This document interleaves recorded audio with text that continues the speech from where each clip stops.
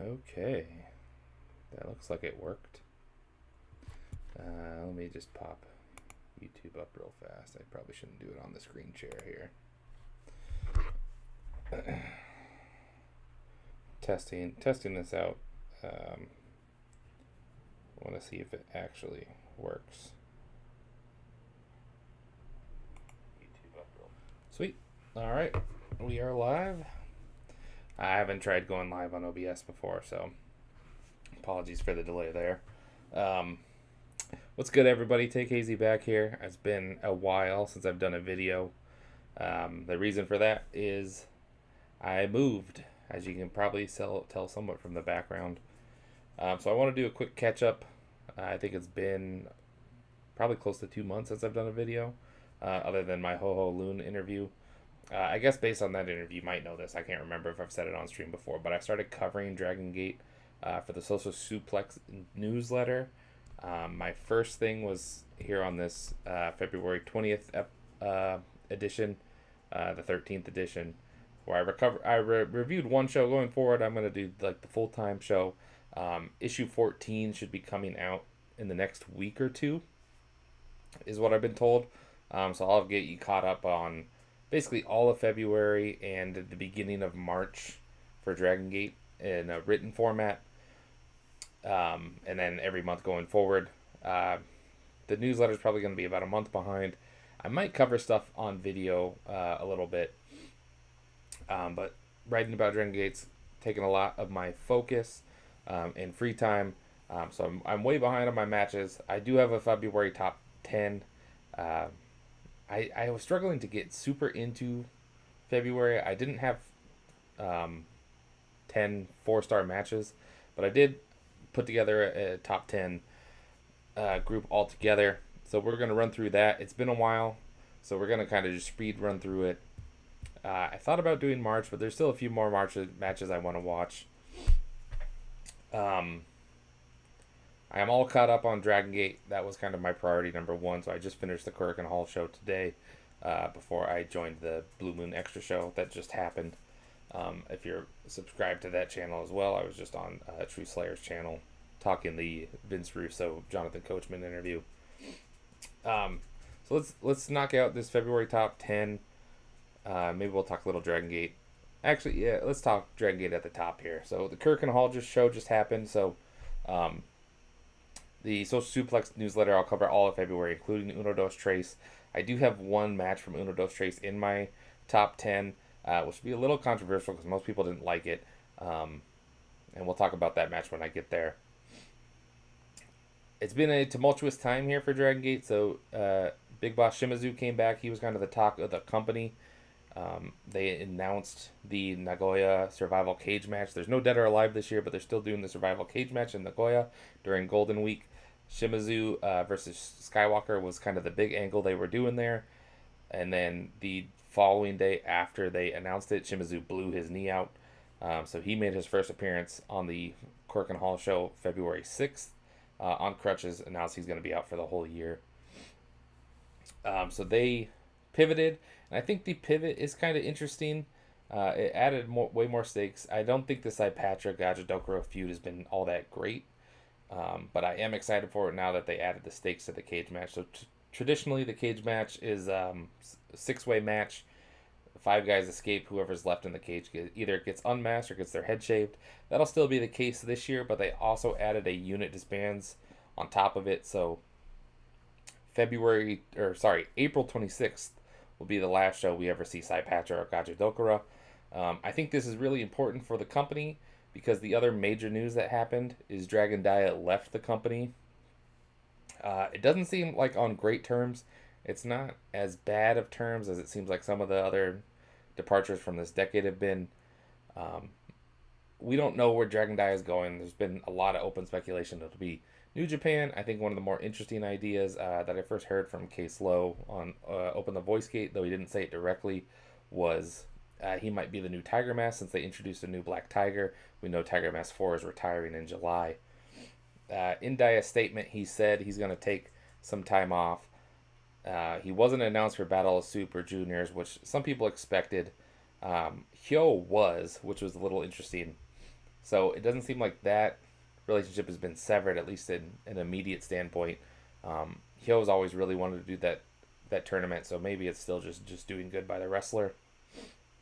But we'll see. I don't have any information on Dragon Dia. I haven't heard anything concrete. It's all been speculation, so I don't want to recklessly speculate too much on Dia. I do think the Tiger Mask idea is fun, but we'll see where he goes.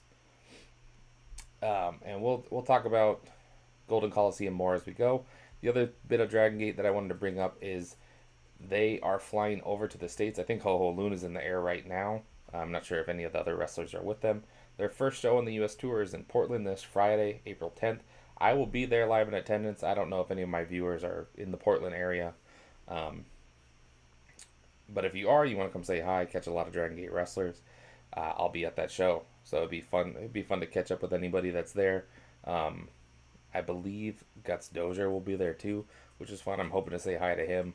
I like his videos a lot. He kind of was a big inspiration to cover Dragon Gate on YouTube, based on his videos that he does a good job of.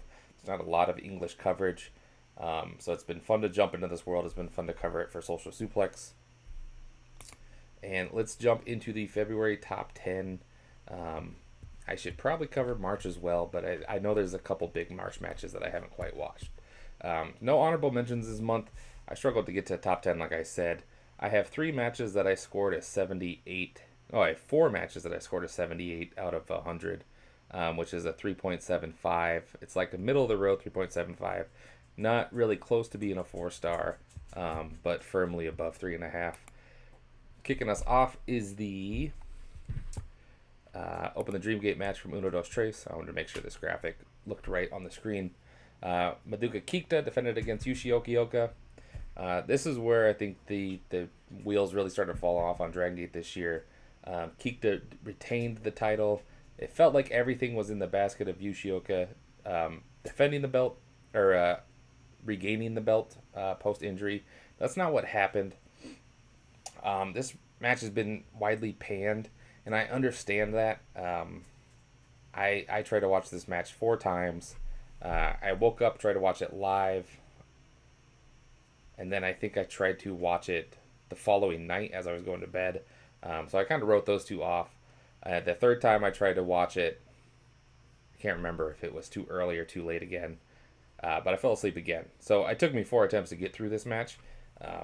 So John Carroll gave it a 1-star rating, which I think is probably fair. I know it's kind of funny that it's my 10th best match of February, but once you get past the very boring opening 12 minutes or so, this match also went, I believe, almost 30 minutes, over 30 minutes.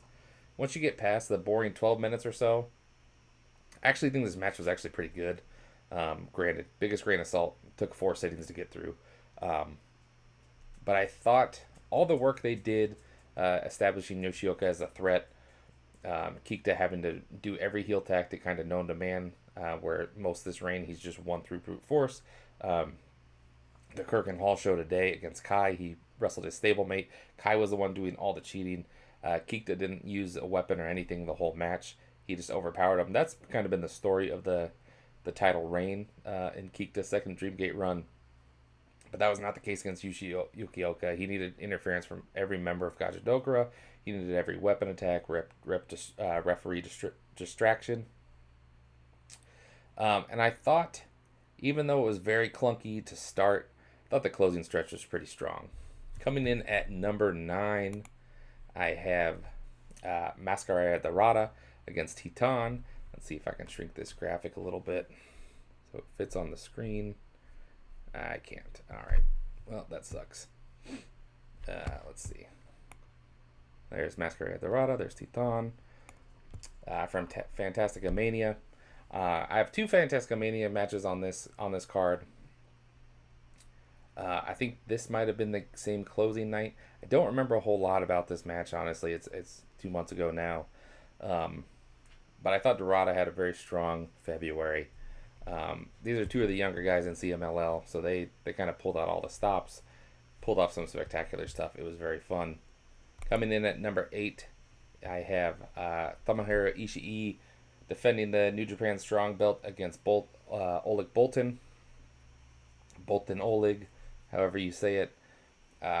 classic Ishii match here, especially this later stage Ishii. A lot of striking, a lot of just chop exchanges. But these are two big motherfuckers, so the brutality I thought worked.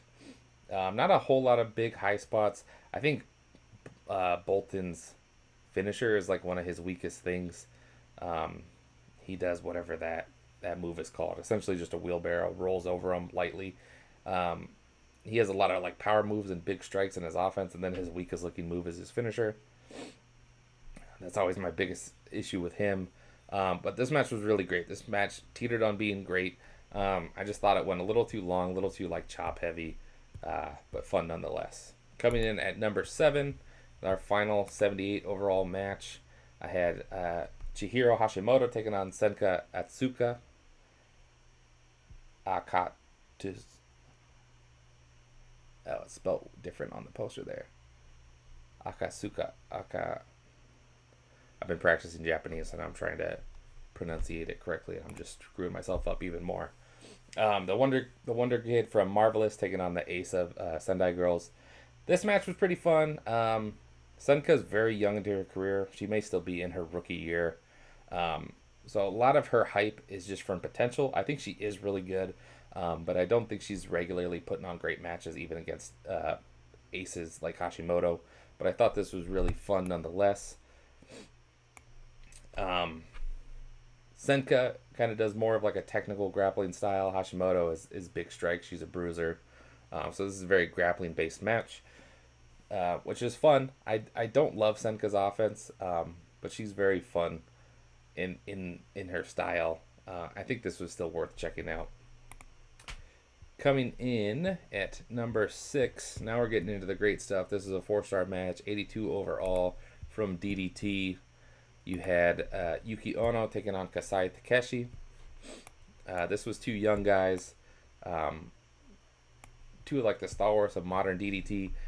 I thought this was pretty fun. I can't remember the match. The title of this match was for. It may have evented one of their like bigger shows. I know that, and it did deliver. I'm very fuzzy on the details at this point, but I gave this 82, which is a 4-star, solid 4-star match. I would revisit it again. It's a little long in the tooth, but these guys, I think these guys hit all the notes they needed to hit. This is way too big. Let's see. Can I unzoom this a little bit? Sweet. All right. From Freedom. So we've got the number 5 match, 83 overall, another 4-star match. A death match between Violento Jack defending his belt against Tomoya Harada. This match, the ring was surrounded in light tubes. They did all sorts of crazy deathmatch shit here. I didn't love the opening. You know, you kind of got the opening of like a normal like American deathmatch. I'm not super familiar with Freedoms. They probably do the same thing there, where they were just kind of walking around smashing one light tube at a time. It didn't seem like there was a whole lot of storytelling. I was surprised how highly rated this match was by when it started. But once shit really started to pick up, once they started getting all cut up and bloody, and they really turned it up like 7 notches, I was really surprised. Shit got really brutal, very violent. They were laying in hard strikes. This is a match I would revisit again because theme of the video here, I'm kind of forgetting the details because it's been a month out since I've actually watched the match. But I remember cringing quite a bit in this match. Yeah, I'm at a loss for words. Check this one out. I think this, out of everything we've done so far, this is my most highly recommended match. Coming in at number 4. I'm just trying to move it from the wrong side here.